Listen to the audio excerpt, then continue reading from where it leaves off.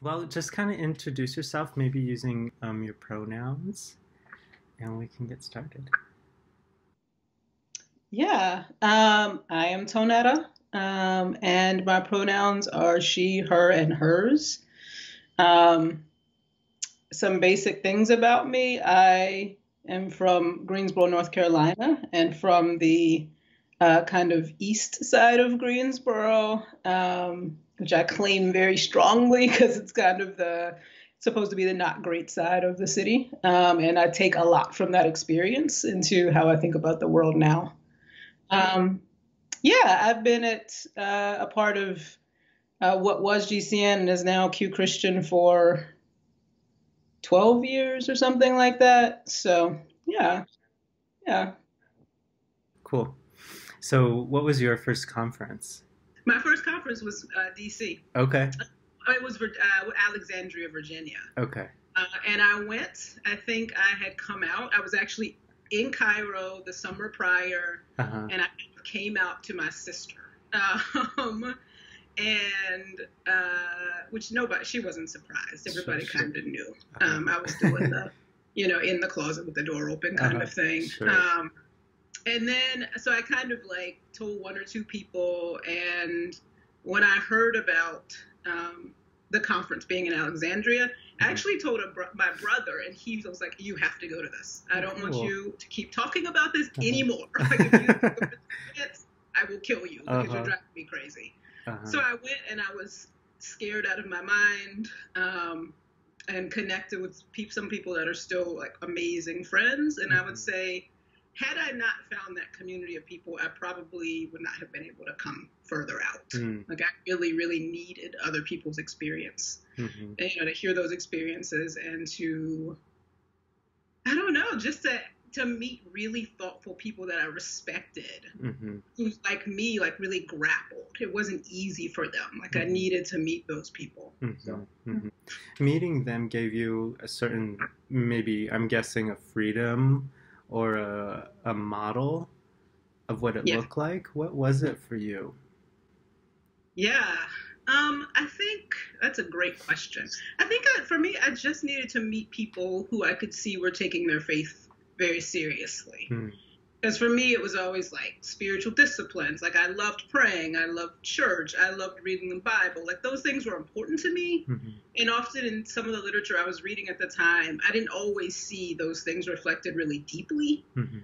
So it was important for me to meet people who were writing and were thinking, about what the Bible was, the tensions in the Bible, and we're thinking about the tensions in church tradition, and we're living out of the awareness of those tensions. Like, Mhm. it wasn't just like, of course I'll do this thing. It Mhm. was a really thoughtful decision. Mhm. Um, and I would say, if I'm totally honest, one of the things that I deeply respect about what used to be called Side B Mhm. is that there's a deep thoughtfulness and a deep, profound grappling Mhm.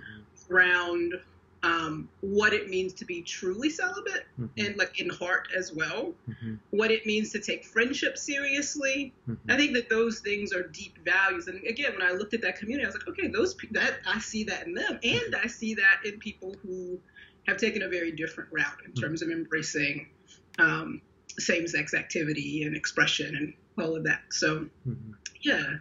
Yeah. When I hear stories of various and their coming outs, it's almost, it's not only theological and academic, but it's this really beautiful blend of those things plus like experiences, like this Hmm. experiential evolution. Hmm. Um, and I think that that's so important to not only be open to, I'm going to use some seminary language here and correct me if I'm wrong, but like specific revelation of who God is and general revelation, how we Yeah. experience God in interactions with each other, with ourselves, with the created world. I think combining both of those is really important. Hmm. Yeah, I agree. Yeah, and I it very sounds like finding some of those people who could model what life can look like for you, that experiential way of realizing God in other people was really important. hmm Yeah, I would very much say that is the case. I mean, I had been raised in a world where I was taught that these people didn't exist. Mm-hmm. Um, these thoughtful Christian people Mm. who, loved people of the same sex didn't exist. And so to see them existing and flourishing was extremely important to my process. Yeah. How did that foundation become so steadfast for you? Why fight for your Christianity and for God so much? Oh gosh, that's a great question. Yeah. I was the kind of person in worship, I just felt filled, like in the experience of like musical worship in a community of faith. And, from the time of like 9, I can remember that fullness of experience. I can remember, I was raised kind of like Baptist-costal, so that God was very close. Like you were taught that God was near and God was active. And so there was a very real relationship. I mean, as a teenager, I would spend hours like just talking to God. It was very real. And so to give that up for me, it never really seemed like a good option. It had become such a part of my habit and discipline of life that for me to be whole, to cut that off would have been, it would have been, I would have felt that it would have affected my entire life.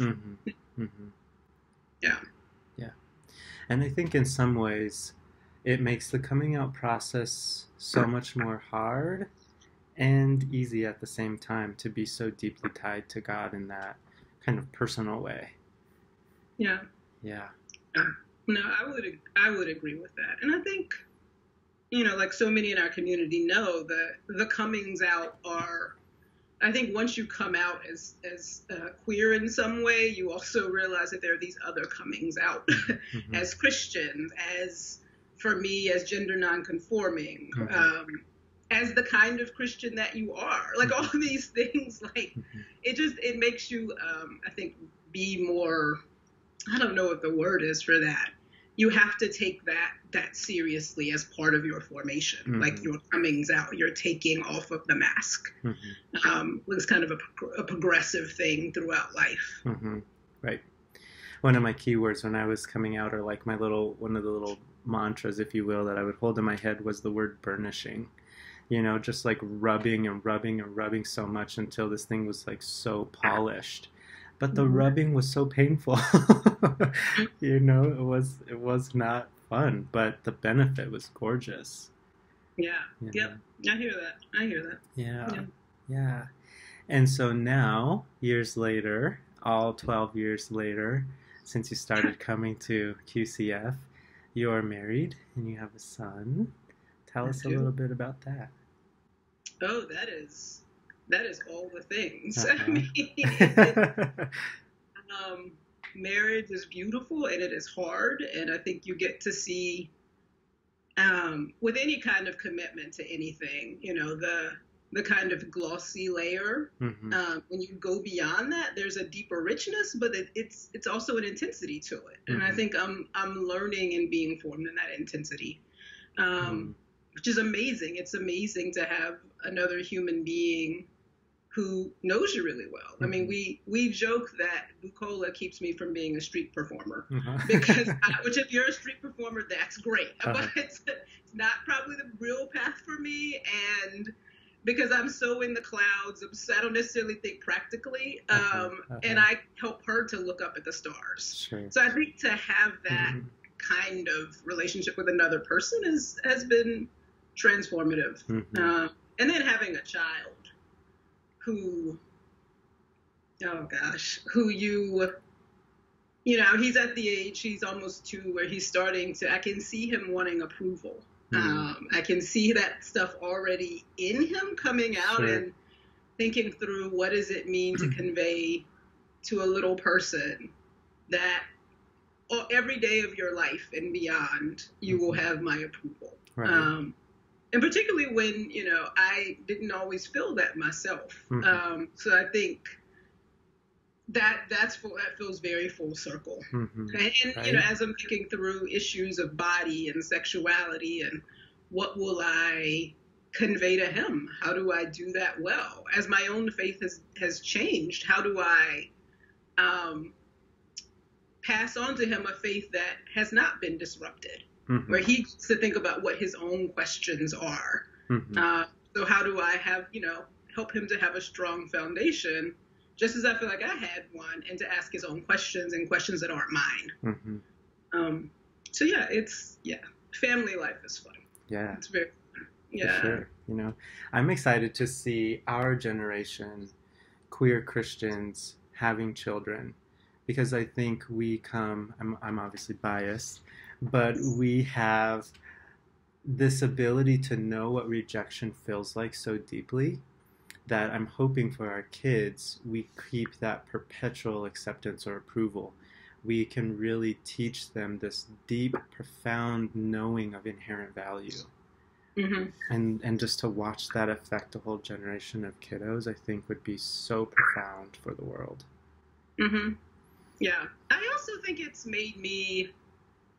helped me to also be humble, because often it's easy to other people who don't approve so easily, or to other people who, parents or siblings or friends. Mm-hmm. But I realized, what could he do that I would deeply struggle with? Mm-hmm. And there are one or two things that he could choose in his life that I would deeply struggle with. So it definitely fronted that. Sure. Because of my own experience, it's more explicit. Mm-hmm. Like what those things are and how much I need to work through them, because he's going to make that choice probably. Sure. So, Yes. Yes. And for our parents, I'm guessing, I'm generalizing here, but I think some of those hard choices that they maybe really in the least struggled with, and at most maybe even disdained for some of us, is our sex lives as people in the queer community. How has this is a big question, but how has your sexual ethic evolved? Or where did it start, and where are you at now? Okay, that's a good question. Yeah, so growing up, I did not have, sex was not talked about, and in my own family or in my broader kind of community, really, of adults. I didn't get a lot of messages, except for wait until don't have sex, wait until you get married, you will get pregnant, which now I think is laughable, knowing who I am. But that was the big fear. Sure. You're going to get pregnant. Sure. And I'm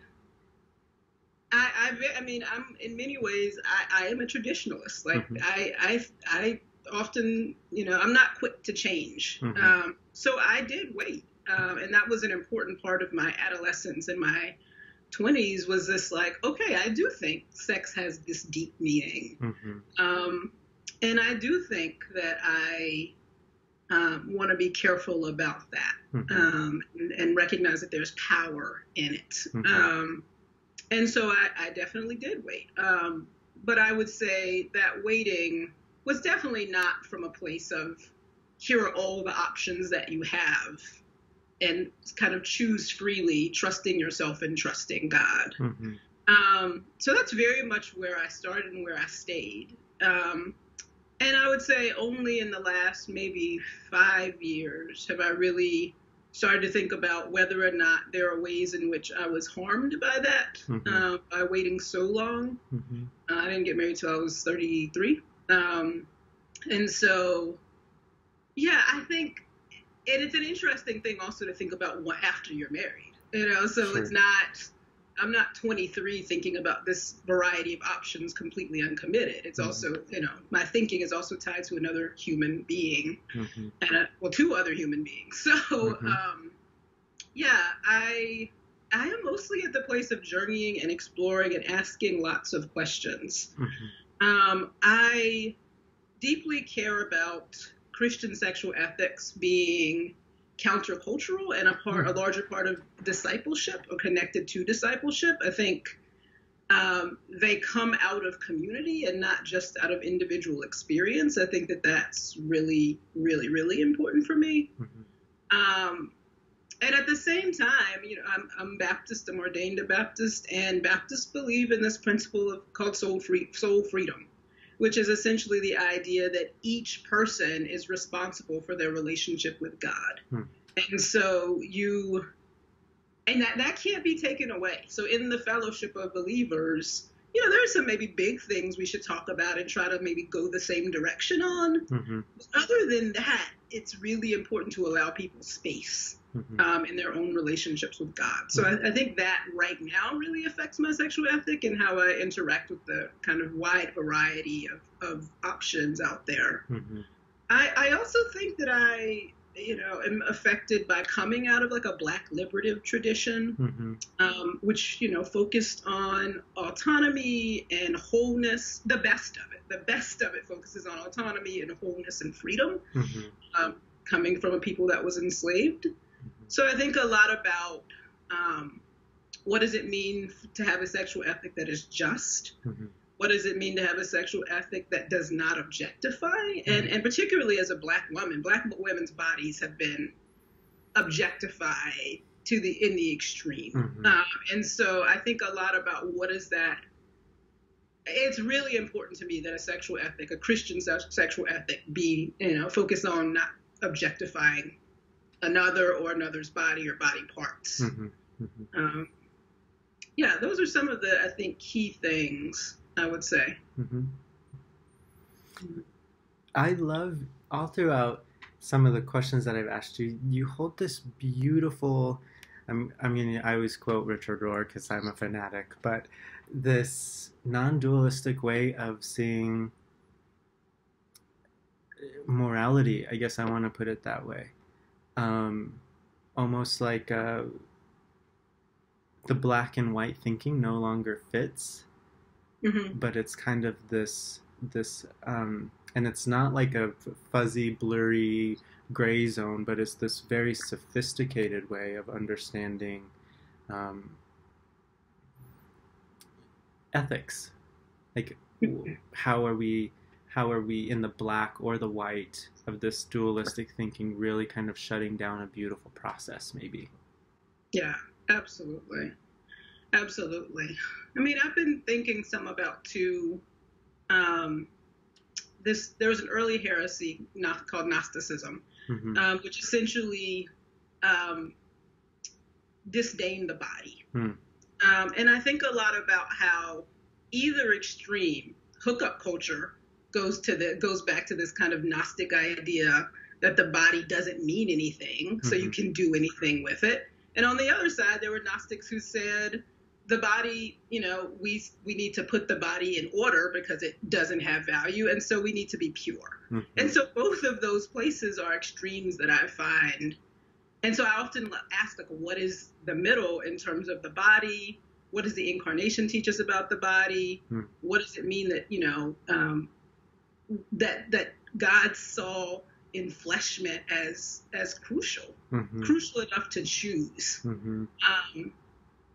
So yeah, I think I'd probably naturally tend toward the gray, but I think the gray is also more formative. I think to own and really, look at the Bible as it talks very deeply about one flesh union. And it also has these really disturbing portraits of women as property. It has Song of Songs, which I spent a lot of time studying in seminary, and love. And it also has, these other disturbing pictures of asymmetrical relationships between men and women. So I think in some ways, a healthy process of spiritual formation has to own that both exist, that they're both there, and we have to be bouncing off of them to figure out what's the middle ground, what's the better way. I think you just gave some really beautiful language, and correct me if this isn't what you're referring to, but you, for me, just described the importance of learning to tolerate paradox. Yes. Especially in Christianity. Yeah. Yeah. I think at such a basic level, the parables offer paradox. Jesus' parables offer paradox over and over again, and ask questions over and over again. And I think we are often in a society where things are quick and things, are often we want things that are easily digestible. We need to be brought back to those, forms of language that embody and offer paradox. Mm-hmm. I think that's why I love poetry, and I love the poetry of the Bible. Mm-hmm. So much of it is poetry because it forces you to slow down Mm-hmm. and to read between the lines and to think about where the gray is and how you navigate that. Sure. Yeah. And that navigating the gray is not antithetical to God or in opposition to God. It's actually the way to God. I like how you said the gray zone is formative. Mm-hmm. Yeah. Yeah, I think there is this sense. I actually was just reading, since it's Lent, an atonement metaphor, and it used the idea of God as the great poet. Mm. And for me, in some ways, that is different from math. Mm-hmm. To say God is a poet and not a mathematician Mm-hmm. means that there's like this continuing generative meaning coming out of God's creation. Means that there's this need to really like slow down to figure out what's going on. And even the best math, I think, has a kind of poetry in it. Bukola was saying the other day that, there are mathematicians who work on problems all their lives that they know will be unsolvable, but they're still learning and trying to solve that problem. And they get a lot of meaning out of that. And so I think the gray offers that. Yeah. Yep. Yeah. I'm going to rewind us just a couple of minutes here. It's something you've mentioned from time to time with me, and I think maybe even in your responses to the Q chats, which you can find on Facebook, by the way. A little plug there. But this really beautiful lesson that we get from the incarnation, that it's teaching us something. What do you mean by that? Oh gosh,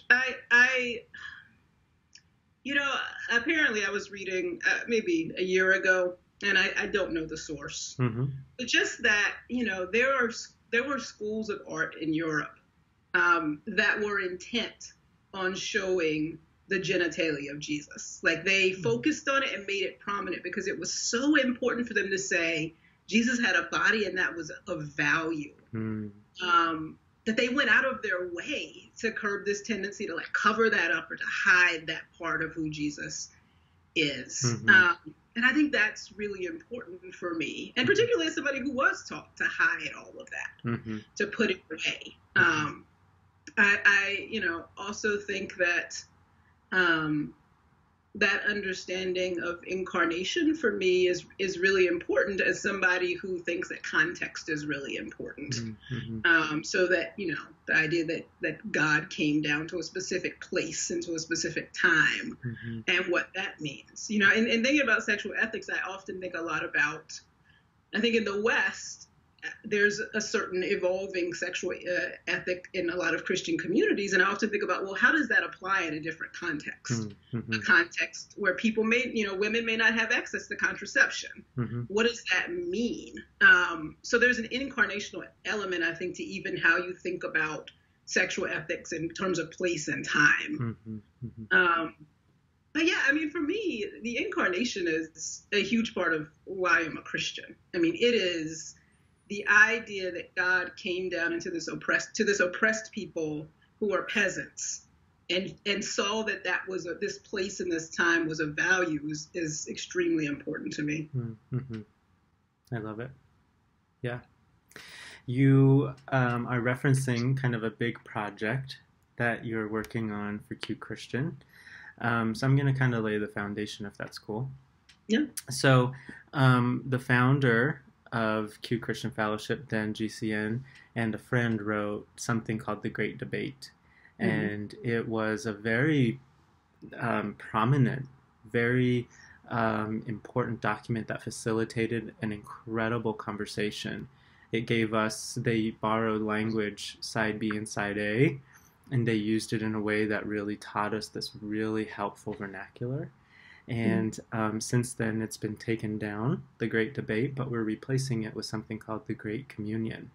And one chapter of that is reconciling sexuality and spirituality and the spectrum of sexual ethics, and that's what you're working on for us. How has that been for you?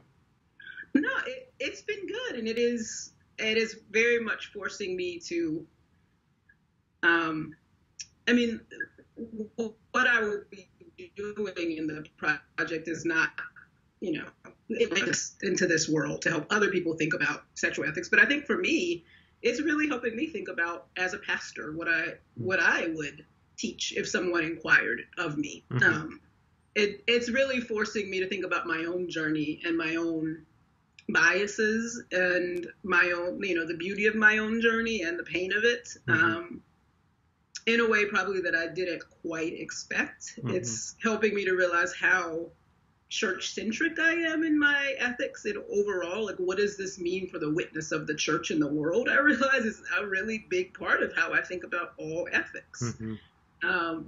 In what way is this attractive to people who are seeking spiritual transformation? In what way does it rub them in kind of the wrong way, mm-hmm. in a good way? Sure. So I'm always thinking about that. In what way are sexual ethics, a display of the kingdom of God, mm-hmm. As we frame that continually. Mm-hmm. So yeah, it's very much, it's a project for others that I realize is having a good amount of impact on me, mm-hmm. In the ways that I talk to other people about these things. Mm-hmm. Mm-hmm. Yeah. It's interesting to see the array of sexual ethics. It feels like it just kind of keeps growing and growing and growing. Yeah. And I think in our cultural climate right now, we're really in this developmental phase, I believe, of respecting someone else's truth and defending mm-hmm. someone else's truth. But I think that that's also giving us this ability to be really rooted and boundaried in a healthy way in our truth. So that mm-hmm. might be, I'm going to use some polar opposites here, but that might be, I am celibacy affirming, and I can stay rooted in that and respect someone who's polyamorous, let's say. Mm-hmm.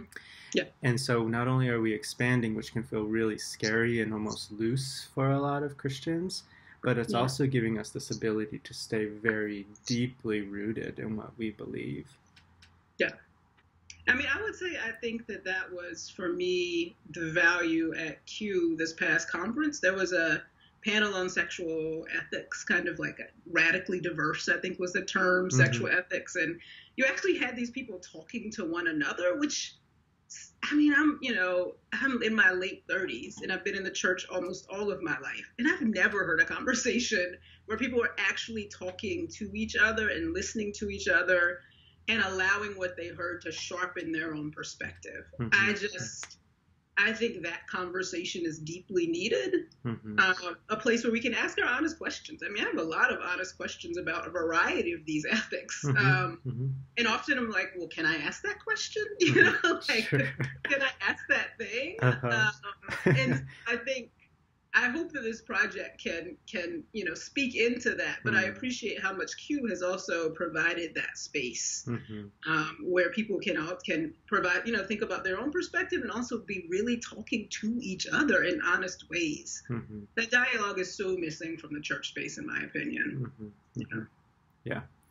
I also think it's really generative to think about, in all of these perspectives, where rules are appropriate and where principles are appropriate. Because I tend to be very principle oriented, like here are kind of what creates flourishing. And I think in general, that's the more formative way to think about these things. So mm-hmm. to be asking that question across the spectrum, mm-hmm. how is this formative? And I also, there's a little part of me that pushes back and thinks, when is it helpful to have rules? That, no, I'm just not going to do this thing because in the heat of the moment, I don't know that I can stand up. The principle's strong enough to hold me. Mm-hmm, mm-hmm. So I think asking those kinds of questions across the spectrum, like when do you need rules and versus when do you the principles are great and formative for you. Mm-hmm. How does that work itself out? I've never thought about that distinction between the two. I love that. It's very functional. I had a professor once say that, with rules, sometimes they answer that reality that we're not always the best judge in our own cases. Mm-hmm, sometimes we need some outside perspective to slow us down a little bit, mm-hmm. and rules can do that. So, Yeah. Yeah. That kind of takes me back to one of your Q chat responses. Something about if you could speak to, I don't know, a 16-year-old version of Tonetta, what would you teach her about sexual ethics? Oh gosh. Oh, first of all, I would tell her to change her hair, but that's so. Yes, I would tell her to subversively seek out different perspectives. In my community, that would have been subversive, and I would have been scared to do that kind of underground. That was the only way I could have done it, but I would encourage her to do that in safe ways, to reach out to authorities. And now on the internet, even more prominent, there are all kinds of ways to like just ask questions of people that are authority figures that have earned a reputation of respect. I was always a huge reader, so I would tell her to read some different things across a variety of perspectives. And now there are podcasts, so you can access those. I would say to access those. But I would want to tell her to go ahead and start trying to undo some of the stuff around body and body as bad. I mean, from just the normal functions of body as taboo and as kind of defiling. Sure. To kind of larger, and then kind of into how that plays into sexual ethics. But I think for me, it would have been just the freedom to explore. I didn't feel that freedom to explore. And I just mean explore like intellectually and emotionally myself before, and so that's what I would most tell myself. And I wasn't taught to trust myself in any way. God was out there, and that we definitely believed in the Spirit, but we were not taught that the Spirit is in us and that the Spirit is that which has breathed life into you and is with you at every moment and counseling you. And so there was not a sense of trust of self. So I think if I had more of that and had cultivated more of that, I probably would have been able to come to peace earlier than I was able to. Kind of my little theorizing. I wish Paul the Apostle could meet Brene Brown.